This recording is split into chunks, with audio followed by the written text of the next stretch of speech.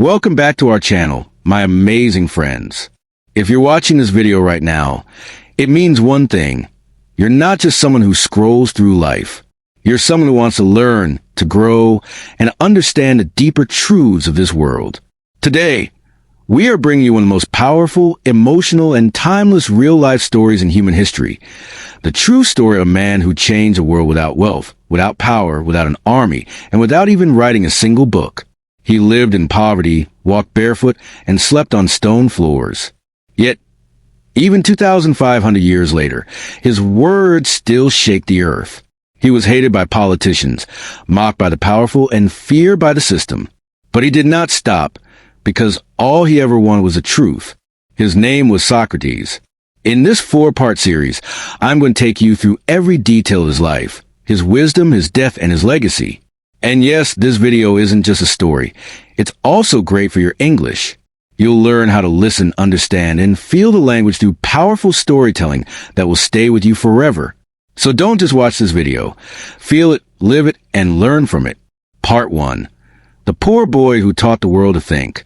In the year 470 BC, in the city of Athens, Greece, something strange was happening. Athens had become a place of power, wealth, beauty, and pride. Statues of gods stood tall, marble temples touched the sky, and poets, painters, and warriors filled the streets. But under all that golden glory, something was missing. The people of Athens were forgetting how to think. They loved fame, pleasure, and money, but they had no time for the soul. And in the middle of this proud, shining city, a poor, ordinary boy was born. His name was Socrates. Socrates was born into a working-class family. His father, Sophoniscus, was a stonemason, a builder of walls, pillars, and temples. His mother, Phaenarete, was a midwife who helped women give birth. But even as a child, Socrates was different. He wasn't interested in statues or impressed by kings. He didn't care how people looked or what clothes they wore. He cared only about one thing. What is right? What is good? What is real? He would sit alone for hours thinking. While others chased coins and power, Socrates chased truth. He wasn't a hero or celebrity. He was a mirror.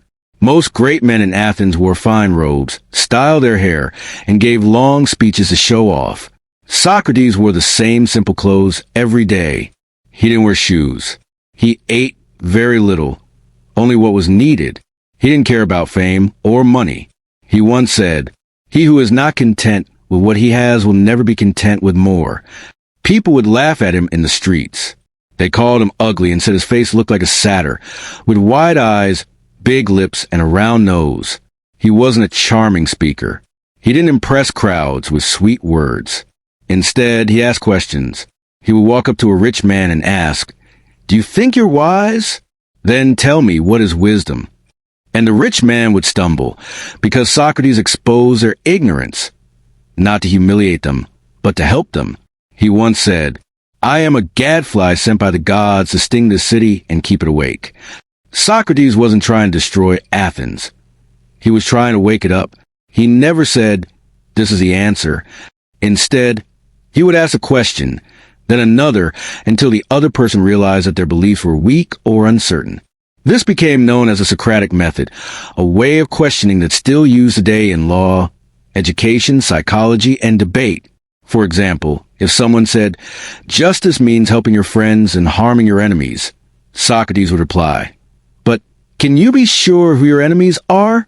If you harm someone, do you not make them worse? Is it just to make others worse?"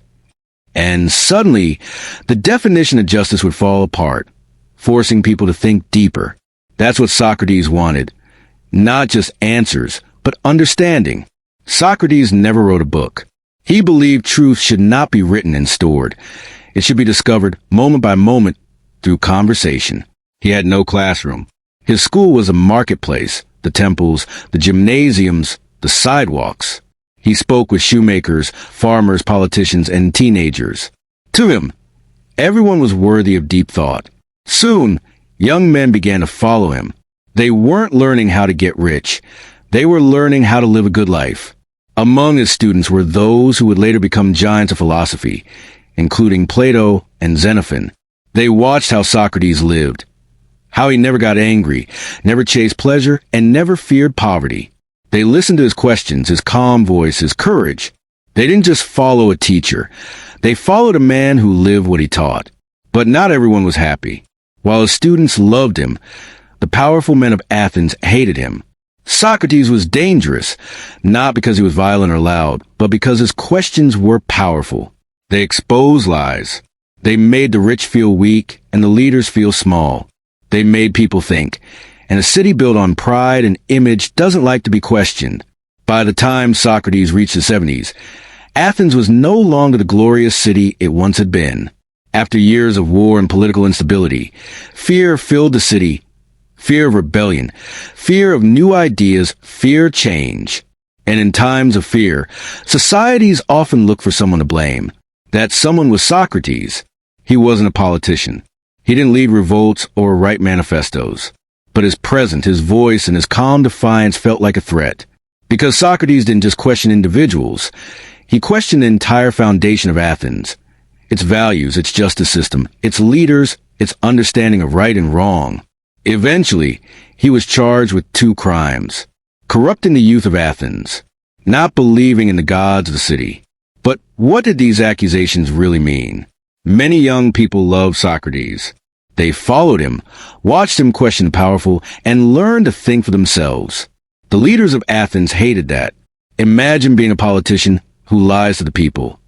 And suddenly, all the teenagers start asking hard questions.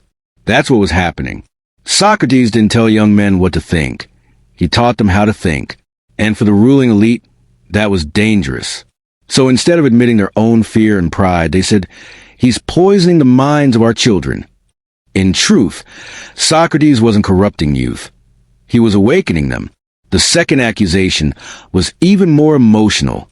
The people of Athens believed in many gods: Zeus, Athena, Apollo, and more. Temples filled the city. Sacrifices were made, and belief in the gods was tied to loyalty to Athens. Socrates never insulted the gods, but he questioned blind faith. He believed in a higher spiritual force. Continued in part 2. Maybe a single divine voice, a moral guide. Socrates often spoke of a daimonion, an inner voice that guided his decisions. This confused people, and anything that confused them, they feared. So they said, "He doesn't believe in our gods.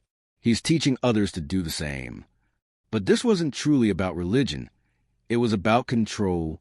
In 399 BC, Socrates was officially put on trial. It wasn't a small event. It was a massive public drama. A total of 501 citizens were selected as jurors. There were no lawyers, no judges. Socrates would speak for himself. In ancient Athens, public trials were common, but this one was different. This was the mind versus the mob, truth versus fear, philosophy versus politics. People gathered by the hundreds to watch. His friends came, his students came, the whole city buzzed with tension. And there stood Socrates, now nearly 70 years old, wearing his usual simple clothes, no shoes, no wealth, only words. When Socrates rose to defend himself, everyone expected him to beg for mercy, to cry, or to apologize. But what he said shocked them. He didn't beg. He didn't plead. He stood calm, proud, and fearless. "I am not here to beg you for my life," he said. "I am here to speak the truth." He looked directly at the jurors and declared, "If you think I will stop asking questions, challenging lies, and awakening people just to save my life, you are wrong." He explained that he had never corrupted the youth, never disrespected the gods. He only asked people to live with integrity, to seek virtue, and to love wisdom. And then he said something that shook the whole courtroom, words that would echo through centuries. "The unexamined life is not worth living." That single sentence became one of the most powerful quotes in history. It meant that if you live without thinking, questioning, and reflecting, then you are not truly living. You are merely existing. He reminded Athens, "I do this not for myself, but for this city, for the soul of this democracy. I am your gadfly. I keep you awake." But the city wasn't ready to hear truth. After his speech, the 501 jurors voted, and by a narrow margin, Socrates was found guilty. But that wasn't the end. Now came the sentencing. In Athens, after being found guilty. The accused could suggest their own punishment. Socrates could have said, "Exile me, fire me, let me live in silence." But what did Socrates say? He smiled and suggested this. "I should be given free meals for life at the city's expense, just like an Olympic hero." Why? Because he believed he had done good, not wrong. Eventually, he agreed to a fine, but the jury had already decided. They sentenced him to death, to drink a cup of poison hemlock. The sentence shocked many. Even some jurors regretted their vote. But it was too late. After the sentence, Socrates was taken to prison. But unlike other prisoners, he didn't cry or panic.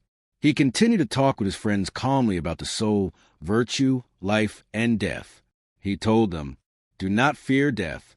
It is either a deep, peaceful sleep or a journey to another world. In both cases, it is good." He remained in prison for 30 days, enough time for anyone else to escape. Many of his friends begged him to flee. They had the money. They had the plan. He could live safely in another city. But Socrates said, "No, if I run away, I destroy everything I've ever taught." To him, dying for truth was better than living with fear. And so the city of Athens had spoken. The wisest man in the land was to die, not because he was evil, but because he was honest, not because he hurt people, but because he made them think. As Socrates sat in his prison cell, preparing to drink the poison, he had no idea that his story would echo for thousands of years. The men who killed him would be forgotten, but the man they tried to silence would become immortal. Part 2. Socrates' last day. The poison, the prison, and the peace. The city of Athens continued as usual. Markets opened. Citizens argued in the agora. Sculptors chipped away at marble. But in one small corner of the city, Socrates waited to die. He sat calmly in a dim, cold prison cell, not angry, not afraid. The man who had shaken the minds of kings and teenagers alike was now surrounded by stone walls, iron bars, and silence. But even here, Socrates had not changed. His mind was still free. He continued to do what he had always done, think, question, and teach. For most prisoners, the final days would be filled with fear. But Socrates welcomed his students, friends, and even guards into his cell. And what did they find him doing? Teaching, asking questions, discussing the soul, the afterlife, and virtue. Among his visitors were Plato, his most famous student, who would later write everything we know about these final days. Crito, a loyal friend who begged Socrates to escape. Apollodorus, a young follower known for his deep devotion, and many others who couldn't accept that such a great man was being killed by the very city he loved. They brought him food, wine, and offers of escape, but Socrates refused them all. To him, this was not a tragedy, it was a final lesson. One day, Crito arrived before sunrise. He whispered urgently, "Socrates, the guards have been paid. We can take you out of the city. Friends are waiting. You can live in exile. Please come with me." Any other man would have jumped at this chance, but not Socrates. He looked at his friend and replied calmly, "Crito, what is more important, living or living rightly?" Crito was confused. Socrates continued, "If I escape, I prove that my teachings were empty words, that I don't believe in the laws, in justice, in virtue. I have taught all my life that we must obey what is right, even when it hurts. I cannot break the very laws I taught others to respect." He knew that if he ran, people would say, "See, even Socrates feared death. Even he didn't believe in his own truth." So he chose to stay, not because he wanted to die, but because truth must be lived, not just spoken. On the last day of his life, Socrates spent his time in deep conversation with his students. This dialogue is recorded in one of Plato's most famous works, Phaedo. They spoke about something most people fear, death. But Socrates said something no one expected. Death is not the end. It is a release of the soul from the prison of the body. He explained, the soul is immortal. The body is just a temporary shell. True philosophers should not fear death, because their entire life is spent preparing for it. His students cried, but Socrates remained peaceful. He told them, "You fear death because you think it is the unknown. But is it not more frightening to live a life of lies?" He even joked. Yes, joked. On the day of his death, he said, If I go to the other world and meet Homer and Hesiod, that will be a blessing. I'll finally be able to question Achilles and Odysseus. To Socrates, death was not an enemy. It was a doorway to deeper knowledge. As the sun began to set, the time had come. A guard brought in the poison hemlock, a deadly plant that slowly shuts down the body from the legs upward. Socrates took the cup in his hands. His friends burst into tears, but Socrates looked at them and said gently, "What are you doing, my friends? I asked the women to leave, so this will be a quiet ending. Be brave." He raised the cup. No trembling, no fear, no anger. To be continued. Socrates drank the poison slowly, every drop. Then he walked a few steps. His legs began to feel heavy. He lay down, and a deep silence filled the room. His final request was simple yet profound. He turned to Crito and whispered, "We owe a rooster to Asclepius. Don't forget to pay the debt." This was no random sentence. Asclepius was the god of healing. Socrates was saying, "Death has cured me, not from illness, but from the limitations of the body. Death is my healing." And with that, his eyes closed, his breathing slowed, and the greatest philosopher of Athens was gone. As his soul left his body, the room filled with grief. Even the guards wept. His students were devastated. Some, like Apollodorus, cried out in agony. Others sat in silence, unable to believe what had just happened. Crito gently touched his hand and whispered, "Is he gone?" No reply, only the quiet sound of mourning. Outside the prison walls, Athens continued as usual, but something had changed. The man they feared had died with more dignity and truth than anyone they had ever known. In the days after Socrates' death, a heavy silence hung over the city. Some citizens began to feel guilt. Even those who had voted for his execution whispered, "We have made a terrible mistake." They saw that Socrates had not fought, had not hated, had not begged, and yet he had died more powerful than any general or king. The body of Socrates lay still on a simple prison bench. His hands were calm. His face was peaceful. There was no sign of pain or fear, only dignity. His students, friends, and followers could barely move. They had spent years listening to this man's words. Now there was only silence. Outside the prison, Athens carried on, but something in its soul had changed. People began to whisper, "Was it right to kill the wisest man in the city?" He harmed no one. He asked questions. He lived simply. The same citizens who once feared him were now filled with guilt. Deep down, they realized something terrible. They hadn't just killed a man. They had killed their conscience. That guilt, that shame, that emptiness became the seed of a new beginning. Among those sitting in the shadows after Socrates' death was a young man named Plato. He had been Socrates' student for years. He had watched him ask, teach, walk barefoot, and finally drink the poison with peace. Now Plato felt one thing, responsibility. He knew what Socrates meant to the world. He knew that if no one told this story, people would forget. The powerful would rewrite history. The city would erase its guilt.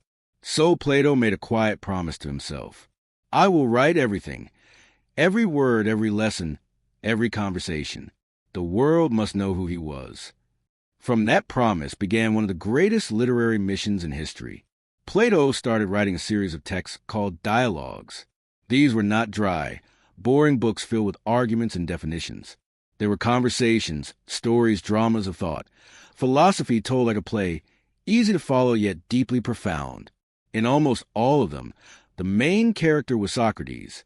Plato brought him back to life on the page, walking in the marketplace, debating with leaders, questioning poets and priests, teaching the youth, facing death with honor. Through Plato's words, Socrates became immortal. Even people who never met him, never saw him speak, never lived in Athens, now had the chance to listen to him. His voice continued. His questions echoed. His fire burned on in every word Plato wrote. Let's look at some of Plato's most famous dialogues, where Socrates plays the lead. Apology. This is not an apology like, "I'm sorry." It's a defense speech, the one Socrates gave during his trial. Here we hear his calm voice, his belief in truth, his refusal to beg for life. It contains the powerful line, "The unexamined life is not worth living." This dialogue shows the exact moment when philosophy stood face to face with death and refused to run. Crito. This dialogue shows Socrates in prison when Crito begs him to escape. We hear Socrates calmly explain why running away would betray everything he stood for. It's never right to do wrong, even if others do wrong to you. He says, this simple but powerful idea became the foundation of modern ethics. Phaedo. This is perhaps the most emotional of all. It takes place on the final day, the same day Socrates drank the poison. In it, he discusses the soul, life after death, and why death is not to be feared. He calls the body a temporary prison and says that a good life prepares the soul to leave it peacefully. Phaedo is not just philosophy, it's poetry for the mind. The story of a man who looked at death and smiled. But Plato wasn't the only student of Socrates. Another was Xenophon, a soldier, historian, and devoted admirer. While Plato focused on deep philosophical conversations, Xenophon focused on Socrates' everyday character.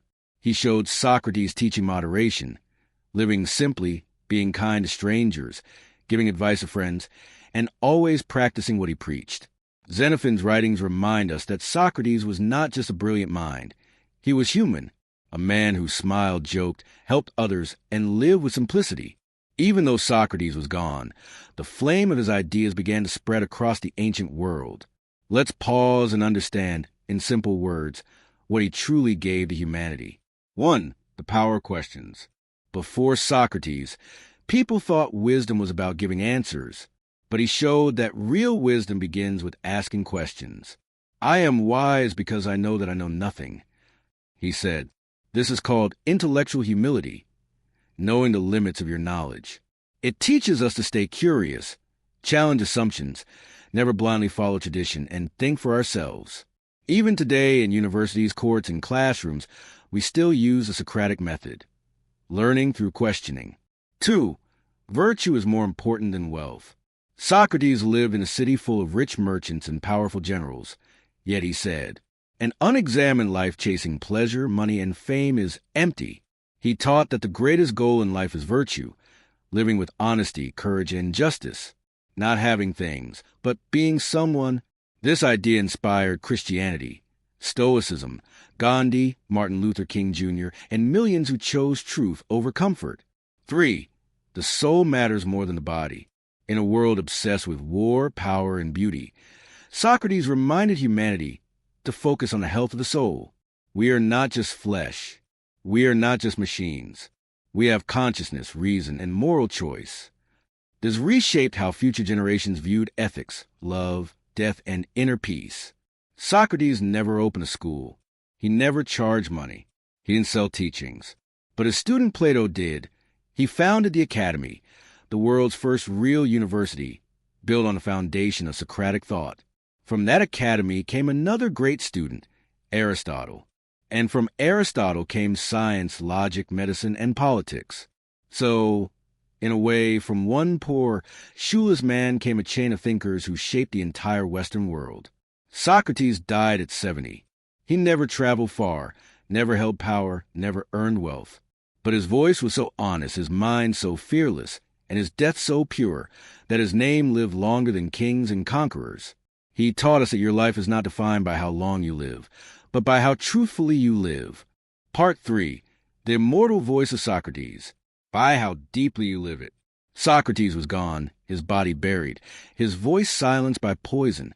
But strangely, the world was beginning to hear him louder than ever, not through his own words, but through the voices of those who couldn't forget him. And that is where true legacy begins. Some people leave money. Some people leave statues. Socrates left a way of thinking. And over the next 2,500 years, that way of thinking will become the foundation of Western civilization. Then came Aristotle, Plato's student, a man of pure logic, science, and observation. He took Socrates' method of questioning and applied it to biology, physics, ethics, and politics. He would later teach Alexander the Great, who would go on to spread Greek culture and ideas across the world. This chain, Socrates, Plato, Aristotle, Alexander, became one of the most important in human history. Through it, the spirit of Socrates traveled far beyond Greece. Socrates never left Athens, But after his death, his name and teachings began spreading across entire continents. The Roman Empire followed. Many Roman thinkers like Cicero and Seneca were deeply influenced by Socrates. They admired how he lived a simple, fearless life. They studied his method of questioning and tried to apply his teachings to law, politics, and virtue. In early Christianity, many saw Socrates as a spiritual hero, a man who died for what he believed, who lived simply, and who valued the soul over the body. Even St. Augustine, one of the most important early Christian thinkers, studied Plato, and through Plato met Socrates. During the Middle Ages, Socrates was studied in monasteries, cathedrals, and universities. His ideas were translated into Latin and Arabic. Great Muslim scholars like Averroes and Avicenna engaged with Socratic thought. Socrates became a bridge between civilizations, between Greece, Rome, the Islamic Golden Age, and Europe. In the 1400s, Europe entered a period of rediscovery called the Renaissance, meaning rebirth. Artists, scientists, and philosophers began digging through old manuscripts. And who did they find again? Socrates. They read Plato's dialogues with fresh eyes. They saw a man who asked questions, challenged authority, and lived for truth. Socrates became the ideal man, someone who listened more than he spoke, questioned more than he preached, and lived with courage instead of comfort. During this time, Michelangelo painted God reaching for man, but Socrates had already shown that man could reach for truth. Leonardo da Vinci searched for perfection in nature, but Socrates had already searched for perfection in the soul. Galileo and Newton used observation and questioning, methods born from Socratic thinking. The Renaissance was not just about art. It was about returning to wisdom, and Socrates stood at the center. In the 1700s and 1800s, the world entered a new phase, the age of revolutions. People in France, America, and other countries began fighting for freedom, justice, democracy, and truth. And once again, Socrates became one of their heroes because he had already shown the world how to stand up to corrupt power, speak even when silenced, and die with dignity rather than obey lies. In France, revolutionaries admired Socrates' moral courage. In America, leaders like Thomas Jefferson admired Greek philosophy and its love for reason and liberty. Even in India, great thinkers like Rajaram Mohan Roy read Western philosophy and were moved by the Socratic spirit of truth-seeking. Was Socrates only important in the West? No. His ideas began appearing in conversations all over the world. Different cultures had their own spiritual and philosophical traditions. Confucianism, Buddhism, Hinduism. But many modern thinkers in Asia and Africa began engaging with Socratic philosophy. They saw in Socrates a universal message. Be honest with yourself. Lie with purpose. Think deeply. Question blindly accepted ideas. These are not Western ideas. They are human ideas. Do you know what most universities, classrooms, and even law schools around the world use today? The Socratic method. When a professor asks students, "What do you think about this idea? Why do you believe that? Can you prove it? What if the opposite is true?" That's Socrates speaking through them. He turned teaching into a conversation, not a lecture. He made learning about thinking, not memorizing. Doctors use questioning to diagnose. Scientists use hypotheses and testing. Lawyers use cross-examination. Teachers use dialogue instead of commands. Socrates lives in every question that makes us smarter. Even today, in every country, there are people like Socrates, people who speak the truth, question the system, make people uncomfortable, and try to help others think clearly. Many of them are punished, just like he was. Journalists are arrested, activists silenced, students threatened, teachers fired, whistleblowers hunted. Why? Because truth is still dangerous, just like it was in Athens. That's why Socrates' story still matters today. He reminds us that even if they silence your voice, your ideas can live on, if they are real, honest, and powerful. Socrates never tried to be famous. He didn't want followers. He didn't care about glory. He just wanted people to live better, think deeper, and be more human. And if you ever ask yourself a hard question, refuse a lie, followed your conscience instead of crowd, or chosen to do what's right instead of what's easy, then a part of Socrates lives in you. Socrates was executed to silence him, but that death became a louder voice than any speech. His life was not about shouting. It was about asking. His death was not about fear. It was about peace. His legacy was not about power. It was about truth. And as long as truth matters, as long as humans think, as long as one person dares to speak against a mob, Socrates is still alive. Socrates died long ago, but he is not gone. Every time someone questions the system, chooses honesty, lives simply, faces fear with peace, speaks even when it's dangerous, or thinks of themselves, Socrates is alive. He was not a god, not a prophet, not a warrior. He was a human being, just like you, and that is the most powerful message of all. If one simple man in sandals, with no money and no power, could change the course of human thought forever, then what about you? What truth is inside you? What fear must you face? What lie must you question? What courage is waiting to be born? Let the story of Socrates remind you that you don't have to be perfect, rich, or powerful. You only have to be true, and the world will remember you.